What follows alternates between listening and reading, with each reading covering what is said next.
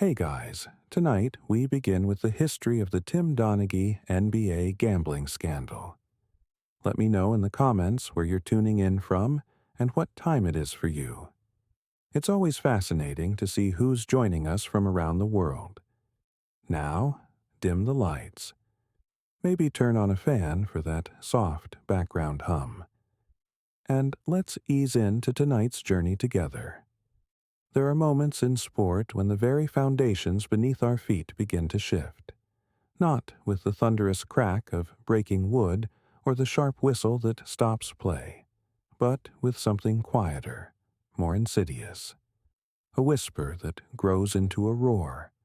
A shadow that lengthens until it swallows the light whole. Tonight, we walk together through one such moment, when the game we thought we knew revealed itself to be something else entirely, something darker, more fragile than we had ever imagined. The story I want to share with you unfolds like memory itself, not in clean lines or perfect chronology, but in fragments that catch the light differently depending on how you hold them. It is the story of Timothy Francis Donaghy, a man whose name became synonymous with betrayal in the most sacred halls of basketball, and yet whose tale speaks to something larger than sport, something that touches the very heart of what it means to trust, to believe, to invest our dreams in the hands of others. Picture, if you will, a gymnasium on a winter evening. The lights burn bright against the darkening sky outside, creating that cathedral-like atmosphere that only basketball can conjure. The squeak of sneakers against hardwood creates its own music, a rhythm as familiar as heartbeat, as breathing. And there, in the zebra stripes that have become the uniform of authority, stands a figure we rarely think about until something goes wrong.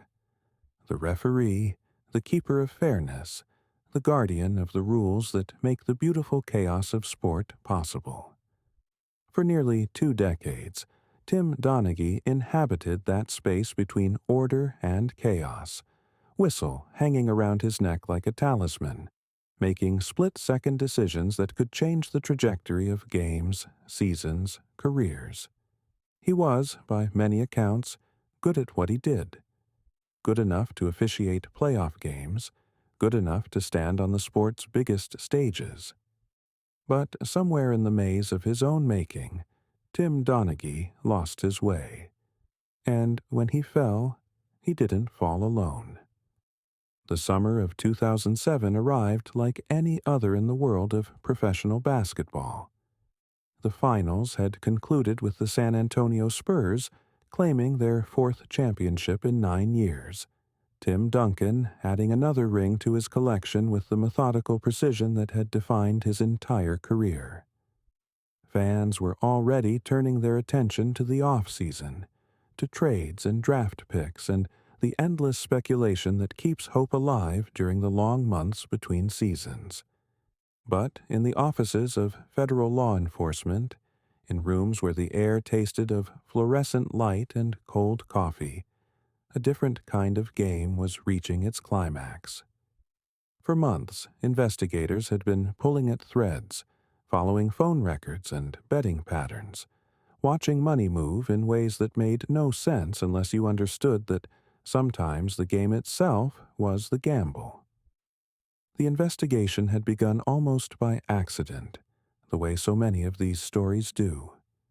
Federal agents working on organized crime cases involving the Gambino family had noticed something peculiar in their surveillance. Phone calls between known associates and a man whose name kept appearing in their transcripts. Tim Donaghy. At first, it seemed like background noise, the kind of peripheral connection that might lead nowhere.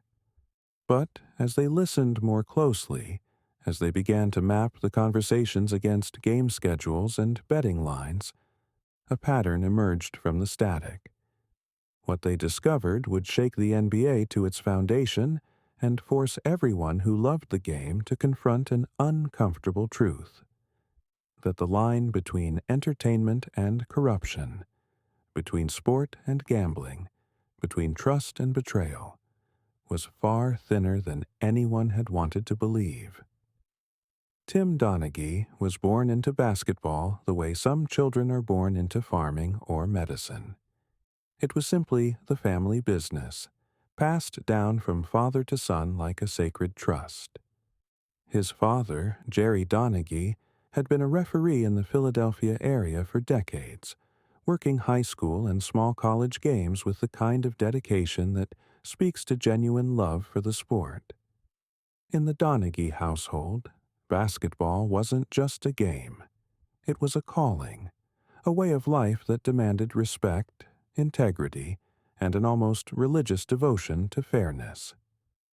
Growing up in suburban Philadelphia in the 1970s and 80s, young Tim absorbed these lessons alongside his jump shot and his understanding of the rules. He learned that the referee was more than just another person on the court. He was the keeper of justice, the one whose word was final, whose judgment could not be questioned. It was a heavy responsibility, one that his father wore with quiet pride, and one that Tim seemed destined to inherit. The path to the NBA for a referee is longer and more winding than most fans realize. It doesn't begin with a single tryout or draft day, but with years of working smaller games, climbing slowly through the ranks, proving yourself worthy of greater trust with each whistle blown, each call made under pressure. Tim Donaghy began this journey in the early 1990s, officiating high school games in the Philadelphia area, following in his father's footsteps but dreaming of something larger. Those early years were filled with the kind of experiences that shape a young official's understanding of the game. Friday nights in small gymnasiums where the crowd pressed close to the court, where every call was questioned by parents who knew the rules just well enough to be dangerous, where the difference between right and wrong seemed as clear as the black and white stripes on his shirt. These were the crucible years, when Tim Donaghy learned to trust his instincts, to make decisions quickly and stand by them, to weather the storm of criticism that comes with every controversial call. But even then, there were warning signs for those who knew how to look. Former colleagues would later remember Tim as someone who was perhaps too interested in the gambling side of sports, too quick to discuss betting lines and point spreads, too comfortable in the gray areas where sport and speculation intersected. At the time, these seemed like minor quirks, the kind of interests that many people in and around professional sports shared. Only in retrospect would they take on a more sinister significance. The climb through the officiating ranks is not unlike the climb through the playing ranks. It requires talent, dedication, and no small amount of luck. From high school games, Tim moved to small college basketball, then to more prestigious college conferences, each step bringing him closer to the dream that had sustained him through countless late nights and long drives to gymnasiums across the Northeast. The NBA seemed like a distant goal, but it was always there, shimmering on the horizon like a mirage that might, with enough effort and persistence, become real. When the call finally came in the late 1990s, when the NBA offered Tim Donaghy the chance to join their officiating staff, it must have felt like the culmination of everything he had worked toward. The league was entering a golden age, with superstars like Michael Jordan, Magic Johnson, and Larry Bird, giving way to a new generation that included players like Kobe Bryant, Tim Duncan, and a young phenomenon named LeBron James. To be a referee in the NBA during this era was to be part of basketball history, to have a front row seat to greatness, to help shape the narrative of the sport at its highest level. The life of an NBA referee is one of constant travel, of hotel rooms and airports, of games in different cities almost every night during the season. It's a nomadic existence that can be both exhilarating and isolating, filled with the rush of being part of the NBA family, but also marked by the loneliness that comes with always being an outsider, always being the one whose job it is to make unpopular decisions. For Tim Donaghy, these early years in the league seemed to pass without major incident.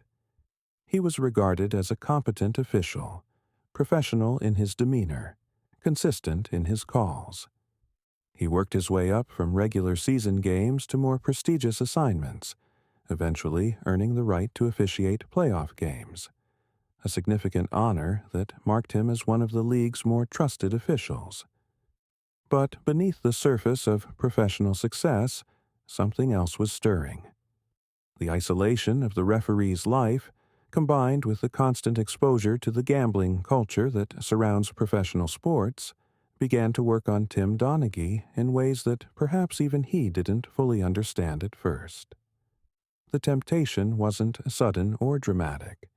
It crept in slowly, like water, finding cracks in a foundation, until what had once seemed solid began to crumble. The world of sports gambling is one that most fans experience only peripherally, if at all. We might place a casual bet on the Super Bowl or participate in a March Madness bracket, but for most of us, gambling remains separate from our enjoyment of sport itself. We watch for the beauty of competition, for the drama of uncertainty, for the way athletic achievement can lift us beyond the mundane concerns of daily life. But there is another world that exists parallel to this one, a world where every game is measured not in moments of transcendence, but in points and spreads and over-under totals. In this world, sport becomes commodity, entertainment becomes calculation, and the purity of competition is always secondary to the potential for profit. It is a world that operates in the shadows of legitimate sport, feeding off it like a parasite, existing in the margins where regulation is weak and oversight is minimal. By the early 2000s, this world had become increasingly sophisticated.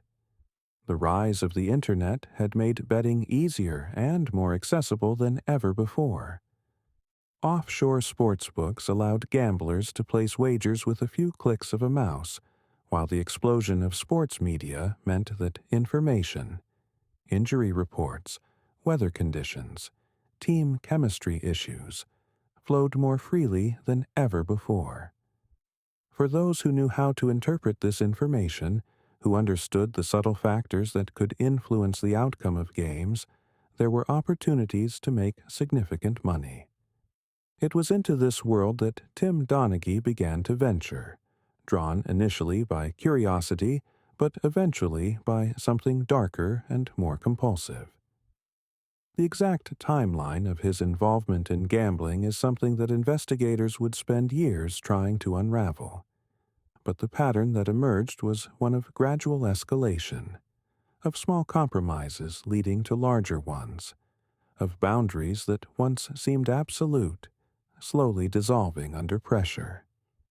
The relationship that would ultimately destroy Tim Donaghy's career and reputation began, like so many relationships in the gambling world, through a friend of a friend. James Batista, known as Baba in certain circles, was a professional gambler with connections to organized crime figures in Philadelphia. He was the kind of man who lived in the spaces between legitimate business and criminal enterprise, making money by being willing to take risks that others wouldn't, by knowing things that others didn't. Batista had grown up in the same area as Donaghy, had moved in some of the same circles, but their paths had diverged dramatically. While Donaghy had pursued the legitimate path of professional sports, climbing the ladder through hard work and dedication, Batista had chosen a different route, one that led through gambling parlors and backroom deals, where success was measured not in achievement, but in profit, and where reputation was built on the ability to deliver inside information. When these two men reconnected in the early 2000s, it was through a mutual acquaintance named Tommy Martino, a childhood friend of Donaghy's who had maintained relationships in both worlds. Martino was the bridge between the legitimate and the criminal, between the referee who had achieved professional success and the gambler who operated in the shadows. He was the kind of person who thrived on connections, on being the one who could bring people together, who could facilitate deals that might not happen otherwise. The initial contact between Donaghy and Batista was casual, almost innocent. They were introduced at social gatherings, spoke about sports and betting in the general way that many people do, shared opinions about games and players without anything more significant passing between them. But Batista was patient, skilled at reading people, understanding their weaknesses and desires. He recognized something in Tim Donaghy, a vulnerability perhaps, or an appetite for risk, or simply the kind of financial pressure that many people face but that a corrupt gambler might be willing to alleviate. The conversation that would change everything happened gradually, over multiple meetings and phone calls. Batista began to share information about betting lines, about how the gambling world viewed certain games, about the factors that professional gamblers considered when placing their wagers. For Tim Donaghy, who had always been interested in the statistical side of basketball, these conversations were intellectually stimulating. They offered insight into a world that existed parallel to the one he knew, where the same games he officiated were analyzed through a completely different lens. But Batista's approach was more sophisticated than simple information sharing. He began to suggest, subtly at first, that certain outcomes in games might be more desirable than others from a gambling perspective.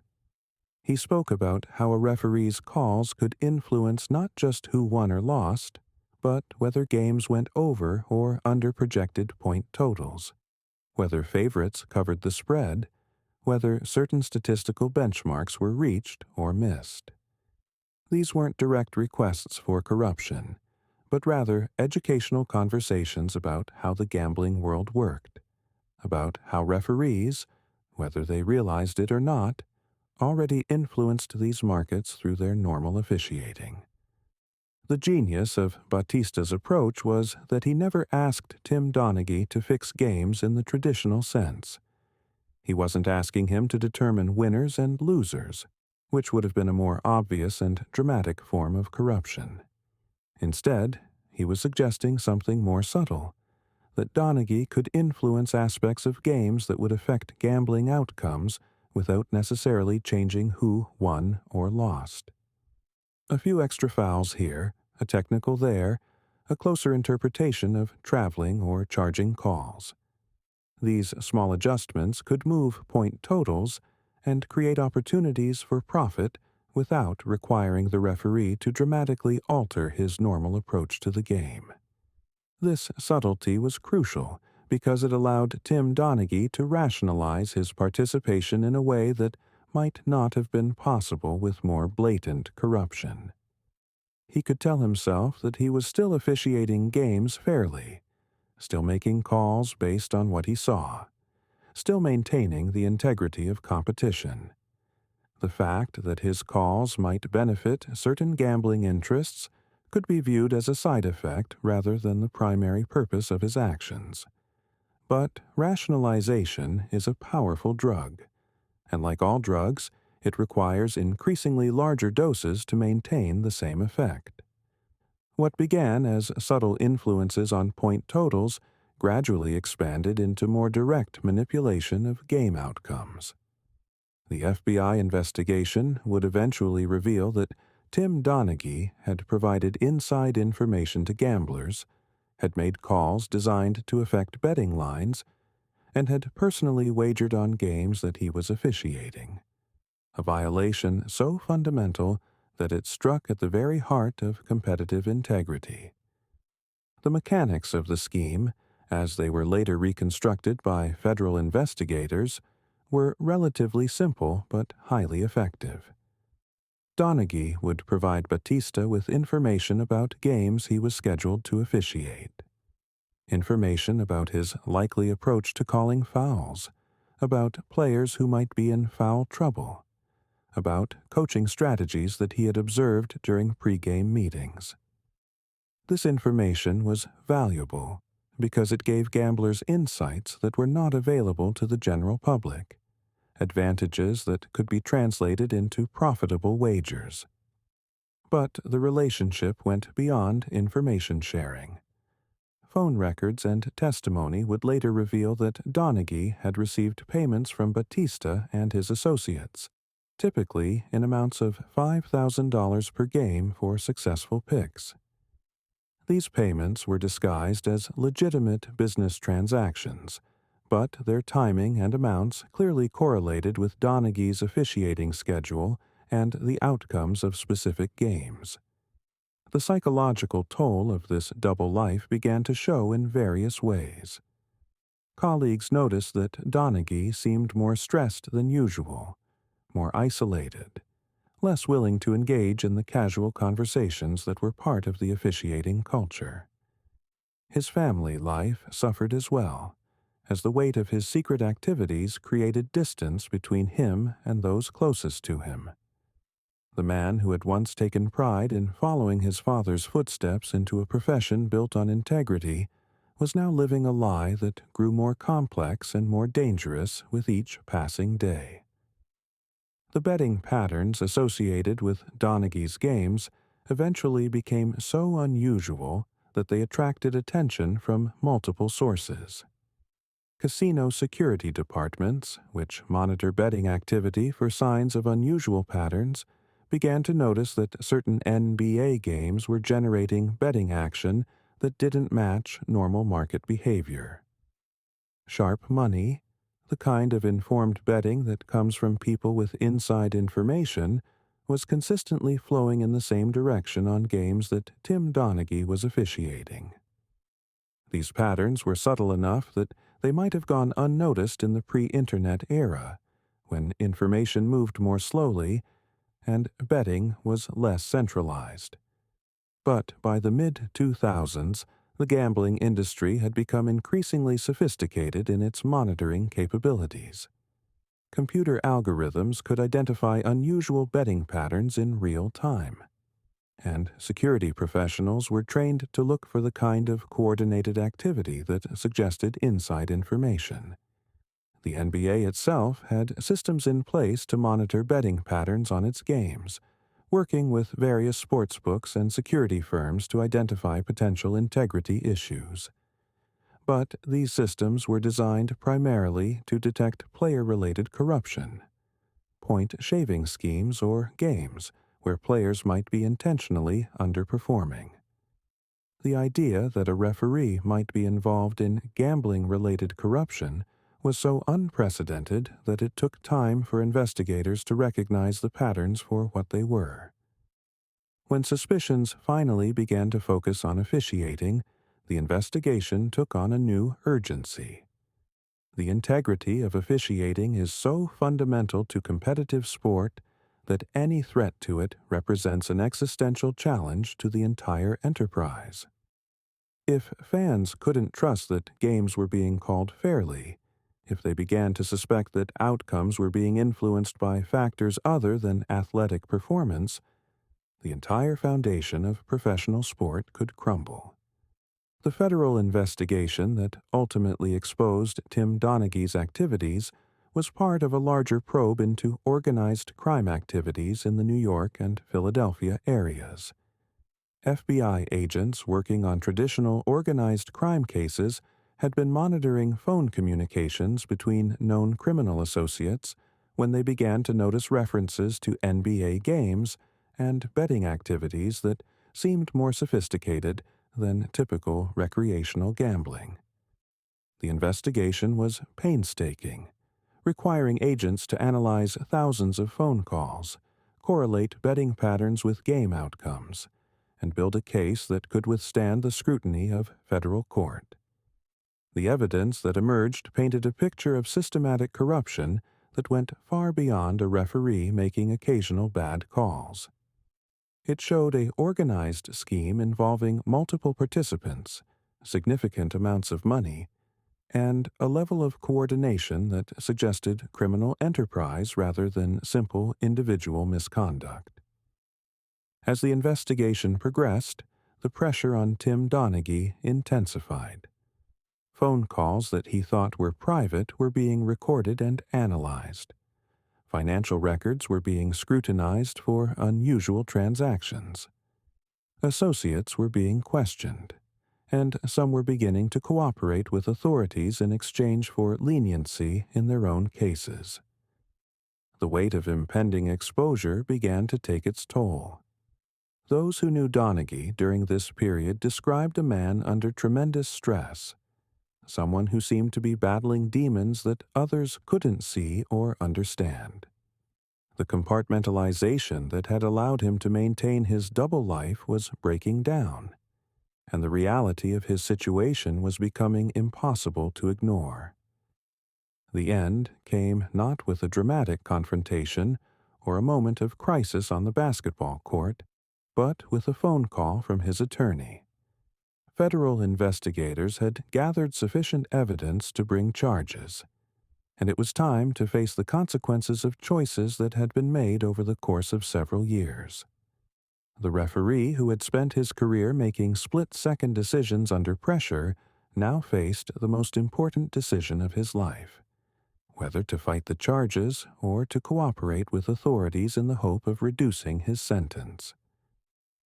When the story broke in July 2007, it sent shockwaves through the sports world that are still being felt today.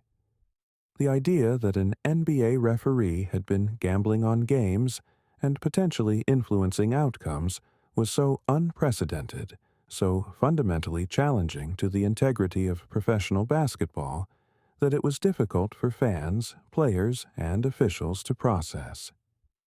The initial reports were met with a mixture of disbelief and anger. Fans who had invested their emotions, their time, and often their money in following NBA games were forced to confront the possibility that some of what they had witnessed had been tainted by corruption.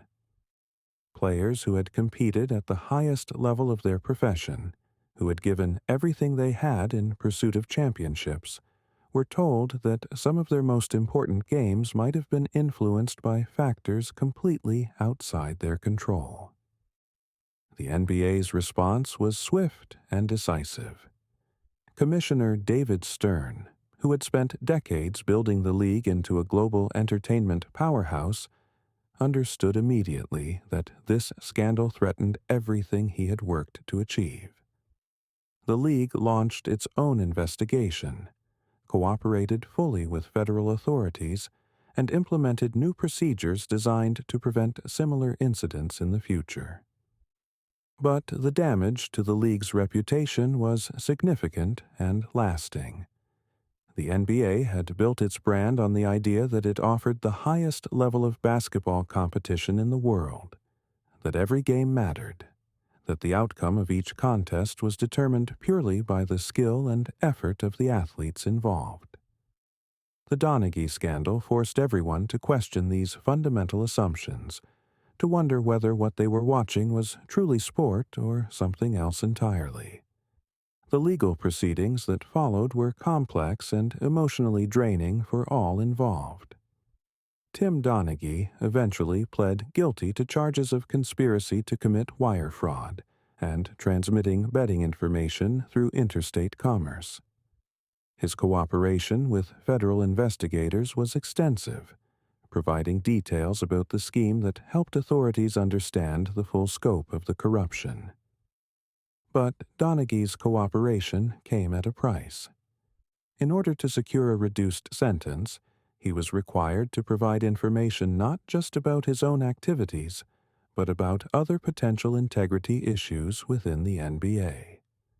Some of his allegations, including claims about other referees and suggestions that the league itself had preferred outcomes for certain games, were explosive, but largely unsubstantiated. These claims became part of the public record, adding to the controversy and making it even more difficult for the league to move past the scandal.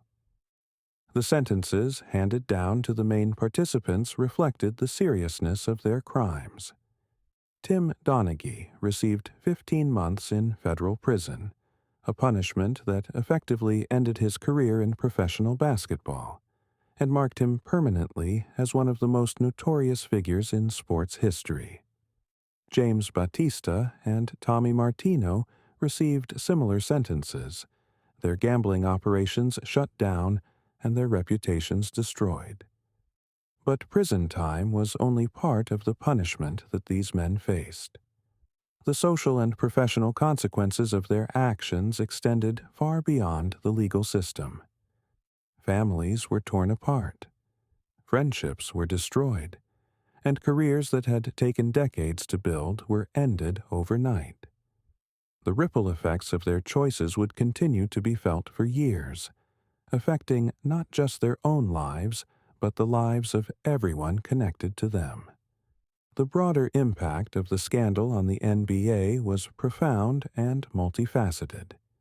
In the immediate aftermath, the league implemented new protocols for monitoring referee behavior, including more extensive background checks, regular financial audits, and restrictions on gambling-related activities.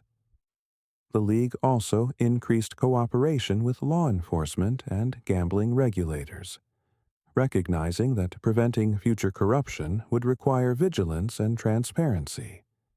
From a competitive standpoint, the scandal forced the NBA to re-examine games that Donaghy had officiated, looking for patterns that might suggest manipulation. While the league ultimately concluded that the integrity of most games had not been compromised, the mere fact that such an examination was necessary was damaging to the sport's credibility. The media coverage of the scandal was extensive and often sensationalized, with some outlets suggesting that the corruption might be more widespread than the evidence indicated. This coverage contributed to a climate of suspicion that made it difficult for fans to trust what they were watching, even in games where there was no suggestion of impropriety. For Tim Donaghy himself, the aftermath of the scandal was devastating in ways that extended far beyond the legal consequences.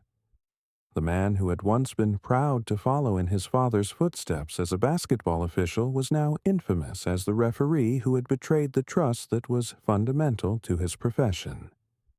His name became synonymous with corruption, his career reduced to a cautionary tale about the dangers of gambling and the importance of integrity in sport. The psychological impact of this transformation was profound.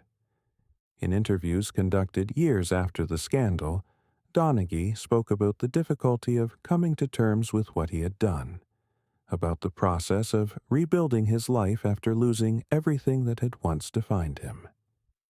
The journey from respected professional to convicted criminal was one that few people could fully understand, involving a complete reconstruction of identity and purpose. But perhaps the most tragic aspect of Tim Donaghy's story is the way it illustrates the fragility of integrity and the ease with which ethical boundaries can be eroded. The man who became one of sport's most notorious villains didn't set out to become a criminal. He was someone who had achieved professional success through legitimate means, who had earned the respect of his peers and the trust of his employers. His fall was not the result of a single moment of weakness, but rather the culmination of a series of small compromises that ultimately led to complete moral collapse. This gradual erosion of ethical standards is perhaps more frightening than dramatic criminal intent, because it suggests that anyone might be vulnerable under the right circumstances. The factors that led to Donaghy's downfall, financial pressure, isolation, the rationalization of questionable behavior, are not unique to professional sports. They are human weaknesses that exist in all walks of life, waiting for the right combination of opportunity and temptation to manifest themselves in destructive ways. The gambling culture that enabled and encouraged Donaghy's corruption is one that continues to evolve and expand. The legalization of sports betting in many states has brought what was once a shadow industry into the mainstream, creating new opportunities for both legitimate entertainment and potential corruption. While regulation and oversight have improved significantly since the Donaghy scandal, the fundamental tensions between gambling and competitive integrity remain. The NBA's response to these changing circumstances has been to embrace transparency and regulation rather than attempting to maintain the fiction that gambling and professional sport can be kept completely separate. The league has entered into partnerships with major sports books, provides official data to betting operators, and has implemented sophisticated monitoring systems designed to detect unusual betting patterns that might suggest integrity issues. This approach represents a significant evolution in thinking about the relationship between sport and gambling. Rather than pretending that betting doesn't exist or trying to maintain complete separation, the league has chosen to work within the reality of modern sports entertainment while maintaining strong safeguards against corruption.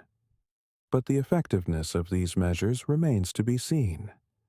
The temptations that led to Tim Donaghy's downfall have not disappeared, and the increasing integration of gambling into mainstream sports culture may create new vulnerabilities that are not yet fully understood. The challenge for leagues like the NBA is to find ways to benefit from the interest and engagement that gambling can create, while maintaining the competitive integrity that is essential to their product. The story of Tim Donaghy also raises broader questions about the nature of trust in professional sport. When we watch an NBA game, we are implicitly trusting that what we're seeing is a legitimate competition determined by the skill and effort of the athletes involved. We trust that the officials are calling games fairly, that the players are giving their best effort, that the outcomes are determined by factors that we can see and understand. This trust is fundamental to the emotional investment that makes sports meaningful. Without it, the drama of competition becomes hollow. The triumph of victory becomes meaningless, and the agony of defeat becomes nothing more than entertainment. The Donaghy scandal damaged this trust in ways that are difficult to quantify, but impossible to ignore. The process of rebuilding trust after such a fundamental betrayal is long and complicated. It requires not just changes in policy and procedure, but a sustained effort to demonstrate that the values of fair competition and integrity are more than just marketing slogans. For the NBA, this has meant years of enhanced monitoring, increased transparency, and consistent messaging about the importance of competitive integrity. But ultimately, trust must be earned through actions rather than words. Every clean game, every properly called contest, every season that passes without scandal helps to restore confidence in the integrity of the competition. The passage of time has helped to heal some of the wounds left by the Donaghy scandal, but the scars remain visible to those who know where to look. The human cost of the scandal extends far beyond Tim Donaghy himself, though his story remains the most tragic. The other referees in the league were forced to work under a cloud of suspicion that made their already difficult jobs even more challenging. Every controversial call was analyzed not just for its correctness, but for its potential connection to gambling interests. The presumption of integrity that had once protected officials from such scrutiny was permanently damaged. Players, too, were affected by the scandal in ways that are often overlooked. Professional athletes invest their entire careers in pursuit of success on the basketball court, sacrificing other opportunities, and enduring physical punishment in the hope of achieving greatness. To learn that some of their most important games might have been influenced by corruption was devastating to many players who had competed during the Donaghy era. The fans, of course, bore their own burden of disappointment and disillusionment. The people who had supported the league with their time, attention, and money were forced to confront the possibility that their loyalty had been misplaced, that the entertainment they had purchased might have been fraudulent. Some fans walked away from the sport entirely, unable to reconcile their love of basketball with their anger about the corruption that had tainted it. The media coverage of the scandal was often focused on the sensational aspects of the story: the organized crime connections, the secret payments, the dramatic fall from grace. But the deeper implications of the scandal were more subtle and more lasting. The Donaghy case forced sports journalists to become more skeptical, more willing to ask difficult questions about integrity and transparency, more aware of the potential for corruption in areas that had previously been considered above suspicion. This increased skepticism has, in many ways, been beneficial for sports journalism and for the industry as a whole. The assumption that professional sports are automatically clean and honest has been replaced by a more nuanced understanding of the pressures and temptations that exist within the industry. This has led to better reporting, more thorough investigations, and ultimately stronger safeguards against future corruption. The legal precedents established by the Donaghy case have also had lasting impact on how sports-related corruption is investigated and prosecuted. Federal authorities learned valuable lessons about the types of evidence needed to build successful cases, the importance of financial monitoring, and the need for cooperation between law enforcement agencies and sports organizations. These lessons have been applied to subsequent investigations in various sports, helping to expose and prosecute corruption more effectively. The techniques developed during the Donaghy investigation have become part of the standard toolkit for investigators working on sports integrity cases around the world. The international implications of the scandal should not be overlooked. Basketball is a global sport, with professional leagues in dozens of countries and millions of fans worldwide. The NBA's status as the premier basketball league means that scandals affecting its integrity have repercussions far beyond American borders. The Donaghy case became a cautionary tale for sports organizations around the world, illustrating the need for strong integrity measures and the devastating consequences of corruption. Many leagues implemented new policies and procedures based on lessons learned from the NBA's experience, helping to strengthen the global infrastructure for protecting competitive integrity. Educational institutions also took note of the scandal, incorporating the Donaghy case into curricula designed to teach students about sports ethics, integrity, and the importance of maintaining public trust. The case became a teaching tool for understanding how individual choices can have far-reaching consequences, how small compromises can lead to catastrophic failures, and how the pursuit of short-term gain can destroy long-term success. As we look back on the Tim Donaghy scandal more than 15 years after it broke, we can see it as a watershed moment in the history of professional sports. It marked the end of an era of relative innocence about the relationship between sports and gambling, forced leagues to confront uncomfortable truths about vulnerability to corruption, and ultimately led to stronger protections for competitive integrity. But the story is also a deeply human one about the consequences of moral failure, about the way that good people can make terrible choices, and about the lasting damage that such choices can cause to individuals, institutions, and communities. Tim Donaghy's fall from grace serves as a reminder that integrity is not a permanent state, but rather a daily choice that must be made consciously and consistently. The basketball court where this story began continues to exist, somewhere in suburban Philadelphia, its lights still burning bright against the winter darkness. Young players still gather there to compete. Young officials still learn the rules and responsibilities of their craft, and the game itself continues to create those moments of transcendence that make sport meaningful.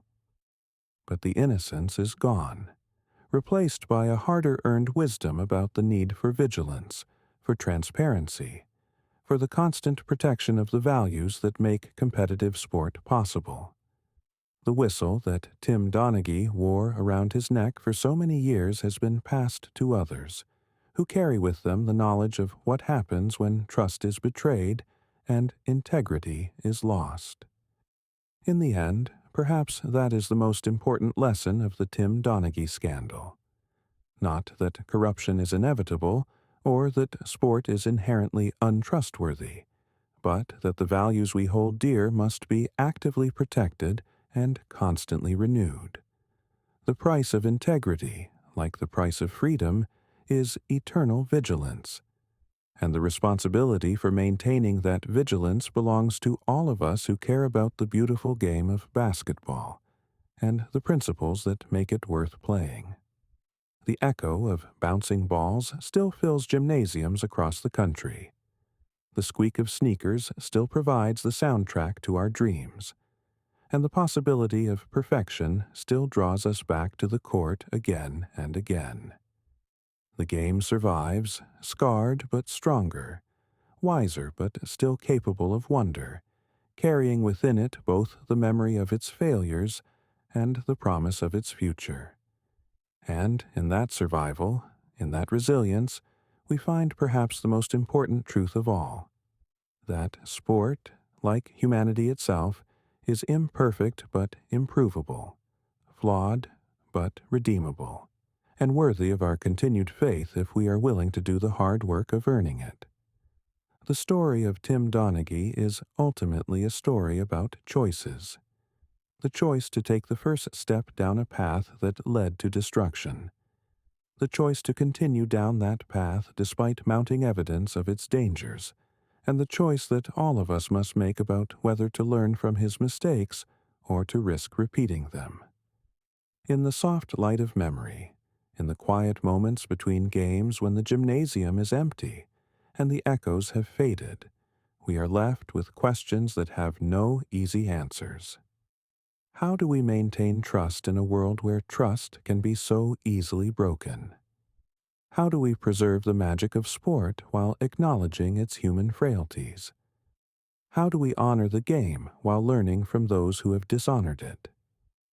These are the questions that the Tim Donaghy scandal leaves us with, and they are questions that each generation of fans, players, and officials must answer for themselves.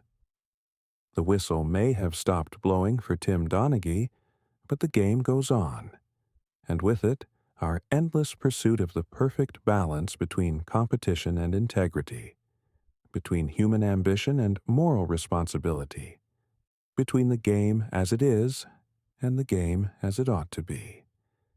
The court remains, the lights burn bright, and somewhere in the distance we can hear the sound of young voices calling out the score, keeping track of what matters, playing the game the way it was meant to be played, with honor, with passion, and with the kind of pure love that makes all the complications and corruptions fade away, at least for a while, leaving only the beauty of the game itself. This is the legacy of the Tim Donaghy scandal, not just a cautionary tale about the dangers of corruption, but a reminder of why the game is worth protecting, why integrity matters, and why the pursuit of perfection, even in the face of human imperfection, remains one of the most noble endeavors of the human spirit. The whistle that never blew when it should have serves as a permanent reminder that silence in the face of wrongdoing is its own form of corruption. and that the responsibility for maintaining the integrity of sport belongs not to any single individual, but to all of us who love the game, enough to demand that it be played fairly, honestly, and with the respect that it deserves. In the end, that may be the most important lesson of all, that the game is bigger than any one person, stronger than any single scandal, and more enduring than any momentary failure of character. The basketball continues to bounce, the players continue to compete, and the fans continue to believe, carrying with them the hard-won knowledge that trust, once broken, can be rebuilt, but only through the patient work of those who understand that integrity is not just a word, but a way of life. The story continues. The game goes on. And in gymnasiums across the world, the lights still burn bright against the darkness, reminding us that some things are worth protecting, worth preserving, worth fighting for, even when, especially when, they have been wounded by those who should have been their guardians. The years following Tim Donaghy's imprisonment were marked by a slow, deliberate process of healing that resembled nothing so much as the rehabilitation of an injured athlete. Painful, gradual, requiring patience and faith that strength could be rebuilt from weakness, that trust could grow again from the ashes of the betrayal. The NBA, like a team learning to play without its star player, had to find new ways to demonstrate its integrity, new methods of earning back the confidence that had been so carelessly squandered. In the offices where policy is made and futures are planned, commissioners and executives worked long into the night, crafting protocols that would have been unthinkable in the innocent days before the scandal. They created systems of checks and balances that acknowledged, with the bitter wisdom of experience, that the honor system was no longer sufficient, that trust must be verified as well as given. The referee training programs were overhauled completely, transformed from simple instruction in rules and mechanics into comprehensive education about ethics, integrity, and the weight of responsibility that comes with the whistle. Young officials were taught not just how to call fouls and violations, but how to recognize the subtle pressures that might compromise their judgment, how to resist temptations that might seem harmless at first, but could lead to destruction. These new referees entered a profession forever changed by Tim Donaghy's choices. They worked under scrutiny that their predecessors could never have imagined, their every call analyzed not just for correctness but for potential bias, their personal lives subject to monitoring that felt invasive but was deemed necessary. They carried with them the burden of proving, game after game, season after season, that they were worthy of the trust that had been so catastrophically violated. The veteran officials who had worked alongside Donaghy faced their own particular challenges. They were forced to confront the uncomfortable reality that someone they had considered a colleague, perhaps even a friend, had been living a double life that none of them had detected. The knowledge that corruption had existed so close to them, hidden behind a facade of professionalism, created a climate of suspicion and self-doubt that took years to overcome. Some of these veterans spoke in hushed tones about the signs they might have missed, the conversations they should have paid more attention to, the warning signals that seemed obvious only in retrospect. They carried with them a sense of collective responsibility for what had happened, even though logic told them that they could not have been expected to monitor their colleagues' every move, to suspect corruption where none had been detected before. The psychological impact on the officiating community was profound and lasting. The camaraderie that had once existed among referees was strained by the knowledge that trust had been broken at the highest levels. Conversations that had once been casual and open became more guarded, more careful. The easy fraternity that had made the difficult life of a traveling official more bearable was replaced by a wariness that no one wanted but everyone felt.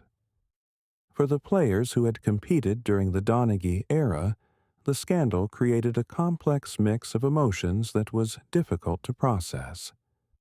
Those who had lost important games that Donaghy had officiated found themselves wondering whether their defeats had been legitimate or the result of manipulation. The doubt was corrosive, eating away at memories that had once been painful but clean, replacing them with questions that could never be fully answered. Some players spoke publicly about their anger and disappointment, about feeling betrayed not just by Donaghy, but by a system that had allowed such corruption to exist undetected. They talked about the hours of preparation, the physical sacrifice, the emotional investment that went into every game, and how devastating it was to learn that some of their most important contests might have been influenced by factors completely outside their control. Others found themselves in the strange position of wondering whether they had benefited from corruption without knowing it. Games they had won, achievements they had earned, milestones they had reached, all of these became suspect, tainted by the possibility that they had been helped by calls that were not entirely legitimate. The pride they had taken in their accomplishments was complicated by uncertainty about whether those accomplishments were entirely their own. The fans, perhaps more than any other group, struggled with the aftermath of the scandal. Professional sports depend on the emotional investment of their audiences, on the willingness of people to care deeply about outcomes that ultimately have no direct impact on their lives. The revelation that some of those outcomes might have been manipulated struck at the very heart of what makes sports meaningful. Some fans responded with anger, feeling betrayed by an institution they had supported with their time, money, and passion. They spoke about feeling foolish for having cared so deeply about games that might have been rigged, for having invested so much emotion in contests whose outcomes were predetermined. The discovery that their loyalty might have been misplaced was painful in ways that extended far beyond disappointment about specific games or seasons. Others found themselves unable to watch basketball with the same innocence they had once enjoyed. Every close call became suspect. Every referee decision was analyzed not just for its correctness, but for its potential connection to gambling interests. The pure enjoyment of competition was replaced by a cynical vigilance that made the viewing experience less pleasurable, but perhaps more realistic. Yet there were also fans who responded to the scandal with a deeper appreciation for the complexity and fragility of professional sports. They understood that the revelation of corruption, while painful, was also evidence that the system of oversight and investigation was working, that wrongdoing could be detected and punished. They chose to see the scandal not as proof that the entire enterprise was corrupt, but as evidence that individual corruption could be identified and eliminated. The media's role in covering the scandal and its aftermath was crucial in shaping public perception of the events. Sports journalists found themselves in the difficult position of reporting on a story that threatened the very industry they covered, that called into question the legitimacy of the entertainment they helped to promote. Some members of the media embraced their role as watchdogs, using the scandal as an opportunity to examine more closely the relationship between sports and gambling, to investigate other potential integrity issues, to hold leagues and officials accountable for maintaining competitive fairness. They understood that their credibility depended on their willingness to report uncomfortable truths, even when those truths might damage the institutions they covered. Others struggled with the balance between responsible reporting and sensationalism, between investigating legitimate concerns and feeding public paranoia about corruption. The Donaghy story was inherently dramatic, filled with the kind of details that made for compelling headlines and high ratings. The challenge was to cover the story thoroughly without allowing the sensational aspects to overshadow the more important questions about systemic reforms and ongoing integrity measures. The legal proceedings that continued long after Donaghy's sentencing provided a steady stream of new revelations and allegations that kept the story in the public eye for years. Court documents revealed additional details about the scope of the conspiracy, the amounts of money involved, and the methods used to conceal the corruption. Each new filing brought fresh reminders of the scandal and renewed discussions about its implications. But perhaps more importantly, the legal process also revealed the extensive efforts that law enforcement agencies had made to investigate the corruption thoroughly and to hold all participants accountable. The FBI's work on the case became a model for future sports integrity investigations, demonstrating the techniques and resources needed to detect and prosecute complex corruption schemes. The international impact of the scandal extended far beyond basketball, influencing how sports organizations around the world approached the challenge of maintaining competitive integrity. Soccer federations, tennis associations, cricket boards, and other governing bodies studied the NBA's experience, learning from both the league's failures and its subsequent reforms. The emergence of match-fixing scandals in other sports during the years following the Donaghy case suggested that the problems the NBA had faced were not unique to basketball or to American sports culture. Corruption schemes involving tennis players, cricket matches, and soccer games revealed that the basic vulnerabilities that had made the NBA scandal possible existed across sports and across national boundaries.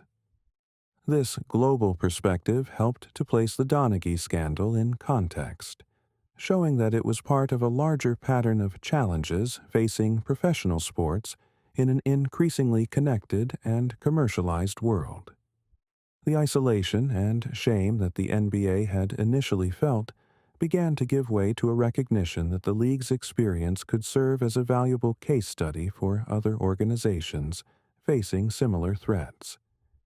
The technological advances that occurred in the years following the scandal also changed the landscape for both corruption and detection.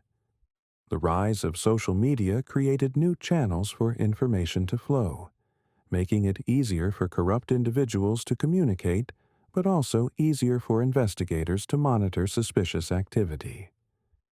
Advanced data analytics made it possible to detect unusual patterns in betting markets more quickly and accurately than ever before. Blockchain technology and other innovations in financial tracking created new tools for monitoring money movements and identifying suspicious transactions. While these technologies also created new opportunities for corruption, they generally favored the investigators over the corrupt, making it increasingly difficult to hide financial crimes or to coordinate complex schemes without detection. The evolution of sports betting from an underground activity to a regulated industry also changed the dynamics of corruption in ways that are still being understood.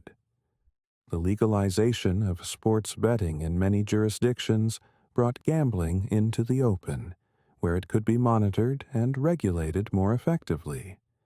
But it also normalized gambling in ways that might make future corruption easier to rationalize or harder to detect. The NBA's decision to embrace legal sports betting, forming partnerships with major operators and providing official data to betting platforms, represented a dramatic shift from the arm's-length relationship that had existed before the scandal. This new approach was based on the theory that cooperation and transparency would be more effective than prohibition in preventing corruption. But this strategy also created new challenges and responsibilities for the league. By becoming directly involved in the gambling ecosystem, the NBA took on obligations to monitor betting patterns, to investigate suspicious activity, and to maintain the integrity of its product in ways that went far beyond traditional sports governance. The psychological and sociological impact of the scandal on American sports culture was subtle but significant. The revelation that corruption could exist at the highest levels of professional sports challenged some fundamental assumptions about fairness merit that underlie American society's relationship with competition. The idea that the best team wins, that hard work and talent are rewarded, that competition is fair, and outcomes are determined by merit. These beliefs are central not just to sports, but to broader American ideals about opportunity and success. The discovery that these principles could be compromised by corruption struck at something deeper than sports entertainment, touching on basic assumptions about how society should work. The scandal also contributed to a broader cultural conversation about institutional trust and the reliability of authority figures. Coming during a period when trust in institutions was already declining, the revelation that referees, the very symbols of impartial authority in sports, could be corrupt added to a growing sense that traditional sources of authority might not be trustworthy. For Tim Donaghy himself, the years following his release from prison were marked by attempts to rebuild a life that had been completely shattered by his choices. The man who had once enjoyed the respect of his peers and the security of a prestigious career found himself essentially unemployable in the sport that had defined his identity for decades.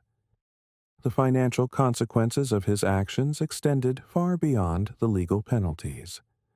The loss of his NBA salary, the legal fees associated with his defense, and the difficulty of finding new employment created economic hardships that affected not just Donaghy, but his family members who had played no role in his corruption. But perhaps more challenging than the financial difficulties were the psychological and social consequences of his actions. The transformation from respected professional to notorious criminal required a complete reconstruction of identity and purpose. The skills and experience that had once been sources of pride became reminders of failure and shame. In various interviews and public appearances over the years, Donaghy attempted to explain his actions and to express remorse for the damage he had caused. These efforts were met with mixed reactions, with some viewing them as genuine attempts at redemption, and others seeing them as self-serving attempts to rehabilitate his reputation. The question of whether true redemption was possible for someone who had committed such a fundamental betrayal of trust became a subject of philosophical and practical debate. Could someone who had corrupted the integrity of professional sports ever be fully forgiven? Should society provide opportunities for rehabilitation and second chances, or were some betrayals so fundamental that they could never be overcome? These questions were not merely academic, as they influenced decisions about whether Donaghy should be allowed to work in any capacity related to basketball, whether his insights about gambling and corruption might be valuable for educational purposes, and whether his story could serve as a cautionary tale that might prevent future corruption. The ongoing debate about Donaghy's legacy reflected broader societal questions about justice, forgiveness, and the possibility of redemption. His case became a test of American beliefs about second chances and the potential for personal transformation, even in the aftermath of serious wrongdoing. The impact of the scandal on the families of those involved was often overlooked in the public discussion, but was perhaps the most tragic aspect of the entire affair. Spouses and children who had played no role in the corruption found their lives upended by choices they had no part in making. The shame and notoriety associated with the scandal affected their relationships, their career prospects, and their ability to move forward with their lives. The children of the participants, in particular, faced challenges that were difficult to comprehend or address. They grew up with the knowledge that their fathers were associated with one of the most notorious scandals in sports history, that their family names were synonymous with corruption and betrayal. The psychological impact of this burden was profound and lasting. The extended families of referees throughout the NBA also felt the effects of the scandal. The pride that had once been associated with having a family member officiate at the highest level of basketball was complicated by the knowledge that another referee had betrayed the trust of the profession. Family gatherings became occasions for difficult conversations about integrity and responsibility. The community of basketball officials at all levels, from youth leagues to college basketball, found themselves defending their profession against suspicions that had never existed before the scandal. High school and college referees reported increased scrutiny from coaches, players, and fans who were more likely to question their integrity and their motivations. This collateral damage extended far beyond the immediate participants in the scandal, affecting thousands of people who had devoted their lives to officiating basketball with integrity and professionalism. The knowledge that their profession had been tainted by the actions of one individual was painful and frustrating for officials who had never contemplated corruption. The educational institutions that trained basketball officials also found themselves needing to adapt their curricula to address issues that had previously been considered irrelevant. Programs that had focused primarily on rules, knowledge, and game management now needed to include extensive training on ethics, integrity, and the recognition of potentially compromising situations. Sports management and sports law programs at universities across the country incorporated the Donaghy case into their coursework, using it as a case study for understanding the complexities of sports governance, the challenges of maintaining competitive integrity, and the legal and ethical issues that arise when sports and gambling intersect. The case became a standard reference point in discussions about sports ethics, serving as a real-world example of how individual choices can have far-reaching consequences, how institutional vulnerabilities can be exploited, and how the detection and punishment of corruption requires sophisticated systems and vigilant oversight. As the years passed, and the immediate shock of the scandal faded, a more nuanced understanding of its significance began to emerge. Scholars and analysts who studied the case in detail found that it revealed not just individual moral failure, but systemic weaknesses in how professional sports organizations managed integrity risks. The scandal highlighted the isolation of referees, who traveled constantly and worked largely without direct supervision. It revealed gaps in financial monitoring that allowed suspicious transactions to go undetected for years. It showed how the culture of professional sports, which often blurred the lines between entertainment and competition, could create environments where corruption might be more easily rationalized. These insights led to reforms that extended far beyond the NBA, influencing how sports organizations around the world thought about integrity risks and prevention strategies. The case became a catalyst for improvements in governance, oversight, and education that strengthened the entire global sports industry. The technological and analytical tools that were developed in response to the scandal also had applications beyond sports integrity. The techniques for detecting unusual betting patterns, monitoring financial transactions, and analyzing communication networks proved useful in other areas of law enforcement and regulatory oversight. The collaboration between sports organizations and law enforcement agencies that was forged during the investigation of the scandal created templates for cooperation that were applied to other integrity challenges. The relationships and protocols that were established helped to prevent future scandals and to detect problems more quickly when they did arise. As we approach the 20th anniversary of the events that brought Tim Donaghy's corruption to light, the basketball world has largely moved beyond the immediate trauma of the scandal. New generations of players, coaches, and officials have entered the sport with no direct memory of the events, knowing them only as history rather than lived experience. Yet the lessons of the scandal remain relevant and important. The systems and procedures that were put in place in response to Donaghy's betrayal continue to protect the integrity of the game. The heightened awareness of corruption risks that resulted from the scandal has helped to prevent similar problems from developing. The NBA itself has thrived in the years since the scandal, growing in popularity and financial success while maintaining competitive integrity. The league's willingness to confront the corruption directly, to implement meaningful reforms, and to maintain transparency about its integrity efforts has helped to restore public trust. But perhaps the most important legacy of the Tim Donaghy scandal is the understanding that integrity is not a permanent achievement, but an ongoing responsibility.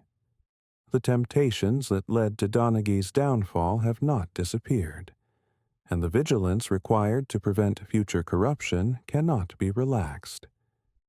The story serves as a permanent reminder that the values that make sport meaningful, fairness, honesty, competitive balance, must be actively protected and constantly renewed. It shows that the price of integrity is indeed eternal vigilance, and that this vigilance must be maintained by everyone who cares about the future of competitive sport. In the end, the Tim Donaghy scandal may be remembered not as the moment when basketball lost its innocence, but as the moment when the sport proved its resilience, its ability to confront its problems honestly, and to emerge stronger from the experience. The game survived its greatest integrity challenge, and in doing so, demonstrated that sport can be more than entertainment. It can be a force for positive values and moral education. The whistle that Tim Donaghy carried for so many years may have fallen silent, but the game itself continues to speak in the language of competition and fair play, reminding us that while human beings are fallible, the ideals they strive for can be enduring.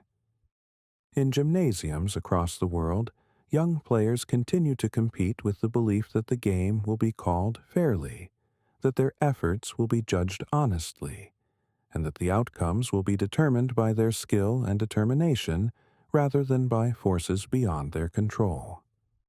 That faith, tested but not broken, damaged but ultimately restored, may be the most precious legacy of one of sport's darkest chapters.